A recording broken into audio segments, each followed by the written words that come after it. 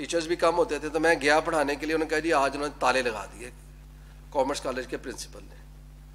अच्छा जी क्या हुआ? उन्होंने कहा जी जो आपकी ब्रांच का सेक्रेटरी हैं उन्होंने उनके साथ कोई ना हॉट उनके बकौल उन्होंने कहा बदतमीजी हुई, लेकिन बदतमीजी तो कतई तौर पर नहीं थी कि वो भी प्रोफेशनल आदमी थे। उन्हें ऐसे लगा कि ऐसा हुआ है। तो जब वो ये सारा मामला हुआ तो मैं वहाँ पे बड़ा हर्ट हुआ। अच्छा वो तो हर्ट को थोड़ा सा इस वजह से भी ज़्यादा हुआ कि that time I belong to FESCO, grade 19 नया नया मिला था, वो भी थोड़ी सी अकड़ थी। मैंने कहा यार ये क्या बात हुई जी। Welcome to Islamabad team. Ramzan Sahab, Maryam, Parvez हैं हमारी कंटेस्टेंट, नज़ीर साहब भी तशरीफ़ ले आए, CFO फेस्को जो मेरे सक्सेसर हैं।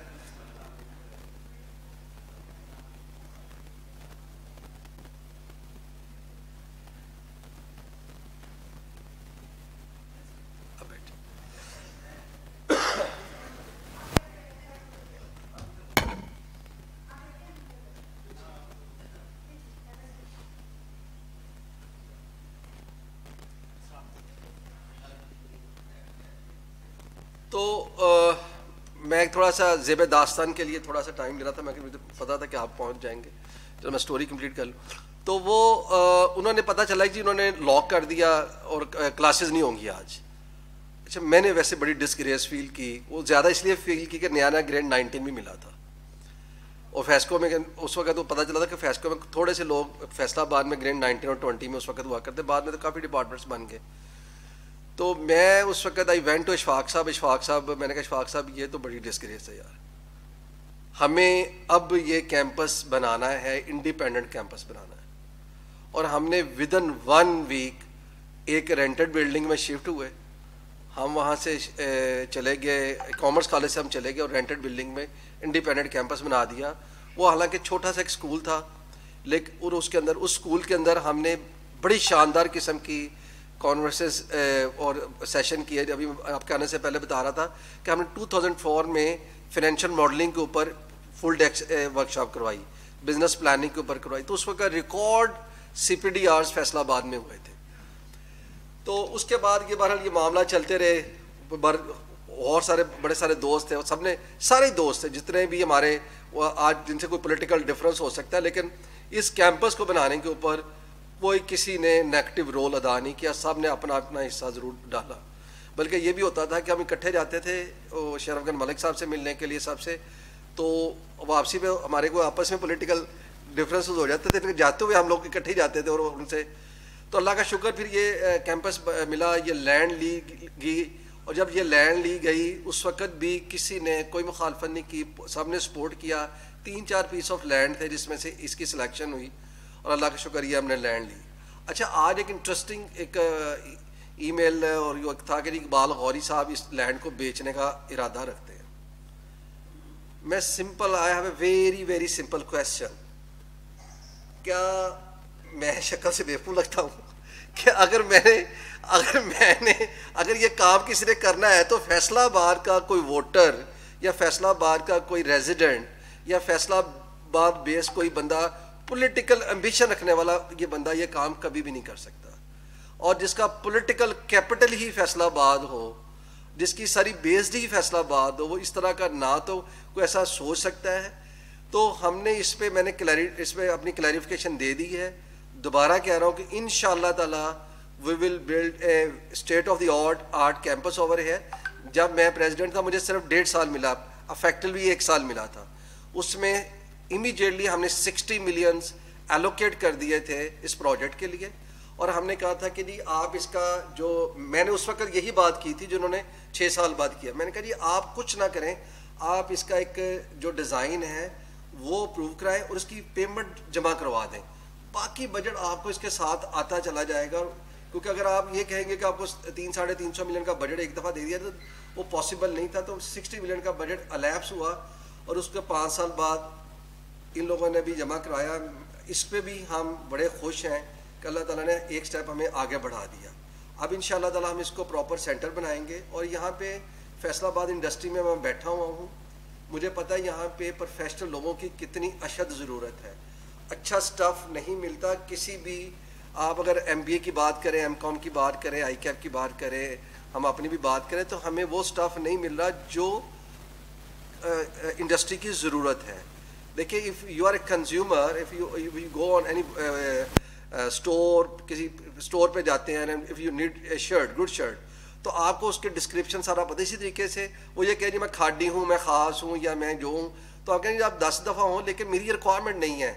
ये समर सीज़न है, मुझे समर सीज़न में कॉटन चाहिए, और कॉटन भी वो चाहिए जो इजिप्शियन कॉटन हो। फर्ज करें आपने डिस्क्राइब कर दिया इजिप्शियन कॉटन, तो आपको वो इजिप्शियन कॉटन ही चाहिए। तो अब इंडस्ट्री की जो इस वक्त ज़रूरत है, इंडस्ट्री को इस वक्त AI ओरिएंटेड लोग चाहिए जो ERP को, इंटीग्रेशन, बिजनेस प्रोसेस री इंजीनियरिंग को समझते हों, जो बिजनेस प्रोसेस को समझते हों। अगर ये लोग सिर्फ हम ये कहें कि उनको एंट्रीज डालनी आती हैं या उनको balance sheet, profit and loss account बनाना आता है, तो आपको पता, कुछ लोग आप में से मेरे पास इंटरव्यू के लिए भी आते हैं, जब बाद में, हालांकि मैं इंटरव्यू बाद में करता हूँ, दरमियान में पहले CFO बैठा होता है, वो मुझे को रिपोर्टेबल है CFO, तो वो जब इंटरव्यू करके मेरे पास आते हैं तो उनके रिमार्क्स लिखे होते हैं कि मैंने ये सवाल किया था, ये जवाब मिला, ये सवाल किया था, ये जो, तो जो कॉमन जो एक उनके कमेंट्स होते हैं वो ये होते हैं, no exposure of SAP, no exposure of business processes, no exposure of इस तरीके की चीज़ें। उसने किसी जगह नहीं लिखा होता कि इसको IFRS का नहीं पता, इसको अपना फाइनेंशियल स्टेटमेंट का नहीं पता, ऐसे अकाउंटिंग का नहीं पता, ऐसे स्टोर मैनेजमेंट, तो इनफैक्ट चीज़ें आगे चलेंगी। अच्छा, ये अभी हम बात कर रहे हैं while sitting in Faisalabad, while dealing textile company, that is a set companies ना, अभी हम जितनी मर्जी बात करें ये सेट कंपनीज हैं।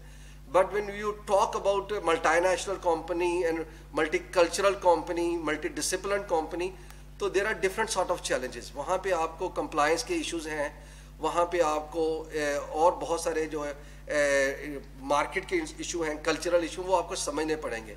Sustainability is a new subject, ठीक है, diversity is a new subject. इसमें अगर आप इस वक्त दुनिया में वही प्रोडक्ट बचेगी जो सस्टेनेबल होगी। ये अगर दुनिया ने जिन लोगों ने ये समझ लिया है, वही आगे चलेंगे। अभी देखें कि इंटरलूप दुनिया की मेरा ख्याल नंबर 1 या नंबर 2 सॉक्स कंपनी है, तो उसने जितना सस्टेनेबिलिटी के ऊपर, डाइवर्सिटी के ऊपर काम शुरू किया हुआ है, अप्रिशिएबल है। सदाकत ने भी इसी तरीके से काम शुरू।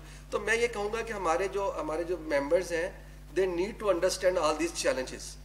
IFAC जो सिर्फ IFRS के ऊपर बात करता था, आज वो सस्टेनेबिलिटी स्टैंडर्ड्स की बात करता है। तो हमें अपनी इन चीज़ों को समझते हुए आगे चलना पड़ेगा। हमें अपने अदारे को, इंस्टीट्यूट को, अपने अल्मा मैटर को इसी तरीके से ट्रांसफॉर्म करना है, इसी तरीके से एंकर करना है। If we run over institute like a conventional institute, it might be a academy, it might be a tuition centre, और it might be a good building, but अगर आप ये कहें कि हमारा ब्रांड जो है वो प्रॉपर जगह पे, किसी जगह पे प्लेस हो सकेगा, किसी अच्छी जगह पे शोकेस हो सकेगा, मेरा मेंबर जो है वो इंडस्ट्री के अंदर टॉप की C लेवल की पोजीशन पे पहुंचेगा, तो माजरत के साथ ये सब मुमकिन नहीं है। इस वक्त इस हॉल के अंदर सारे वो लोग बैठे हुए हैं जो प्रैक्टिकल एक्सपोजर है। मैं सबको एक एक बंदे को जानता हूँ, सबका अपना अपना प्रैक्टिकल एक्सपोजर है, अपने प्रैक्टिकल चैलेंजेस हैं। हम ये बार किसी यंगस्टर्स को, तो मैं कोई ड्रीम दिखा सकता हूँ कि ऐसी कभी मैं आपको चार्टर्ड का वर्ड ले दूंगा तो आपको आपकी मार्केट बेहतर हो जाएगी। आप मुझे ये बताएं, we are not against at all against chartered के, हम बिल्कुल अगेंस्ट नहीं है। हम यही चाहते हैं, मैंने खुद कोशिश की थी कि चार्टर्ड का जो बिल है वो अप्रूव हो। उस वक्त भी कंप्लेंट फाइल की गई एक ऐसी खातून की तरफ से जो हमारे एक सो कॉल्ड, जो हमारे एक प्रोफेशनल उनकी कंपनी में वो जॉब करती थी। उसने हमारी मिनिस्ट्री में कंप्लेंट फाइल की थी, सीमा, एक सो कॉल्ड एक फेक ऑर्गेनाइजेशन बना के सीमा फाउंडेशन के नाम से। तो हमने उस वक्त भी कोशिश की कि आज भी इसकी कोशिश कर रहे हैं, लेकिन मैं कहूँगा कि ये एक हमारा एक छोटा सा स्टेप हो सकता है, बेबी स्टेप हो सकता है to enhance our branding. But if we want to enhance really our branding, we want to showcase our members, भले से वो मेरी एज में है, भले से वो यंग मेंबर है, हमें उसको जो दुनिया की जो रिक्वायरमेंट है, चैलेंजेस है, उससे उसकी अवेयरनेस क्रिएट करनी है। और वो तभी मुमकिन होगी कि हम अपने अदारे के अंदर एक इन्वायरमेंट क्रिएट करें। वो इन्वायरमेंट क्रिएट करने के लिए सबसे पहले हमें अपनी जो गवर्निंग बॉडी है, टोन एट द टॉप होती है, आप किसी भी इदारे के अंदर चेंज लेके आना चाहते हैं तो सबसे पहले आपको उसके बोर्ड से स्टार्ट करना पड़ता है। हमने एक फैमिली ओन्ड बिजनेस को ट्रांसफॉर्म किया है, तो सबसे पहले हमने बोर्ड की रेगुलेशन किया है, फैमिली काउंसिल्स बनाई हैं, सारा कुछ किया है। तो likewise will have to transfer our national council.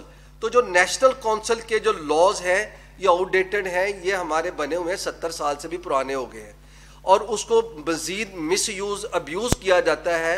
और हम जो बोर्ड है, बोर्ड का मकसद कतई तौर पर कभी भी ऑपरेशनल मैनेजमेंट होता ही नहीं है। प्रेसिडेंट का मकसद यह है कि he is chairman board of director. तो जो चेयरमैन बोर्ड ऑफ डायरेक्टर किसी भी इदारे के अंदर होता है उसका ऑपरेशन से कोई ताल्लुक नहीं होता। उसका ताल्लुक ये होता है वो पॉलिसी फॉर्मुलेशन करे, वो और एक जो विजन मिशन है वो उसको सेट करे, जो गोल्स हैं उसको सेट करे, और ये सारे के सारी जो पॉलिसी फॉर्मुलेशन, और इसके बाद एक ऑटोनोमस सीईओ या वो जो अदारा हो, ऑर्गेनाइजेशन हो, उसको हैंड ओवर कर दे और ऑटोनोमसली वो काम करें। अच्छा, उस ऑटोनोमसली काम करने के बाद उसका एक परफॉर्मेंस एवेल्युएशन सिस्टम हो और वो उसके हम उसके KPIs को एवेल्युएट करें। तो इसी को मद्देनजर रखते हुए जो हमारी टीम है, एक तो अल्लाह का शुक्र है कि हमारी टीम के अंदर इस दफ़ा जो डाइवर्सिटी है, जो हमारा जो पैनल है, इसमें बड़े शानदार किस्म का एक कॉम्बिनेशन है। इसमें आपको you will see youngsters experienced, और इसमें आपको डाइवर्सिटी मिलेगी, जेंडर बैलेंसिंग मिलेगी।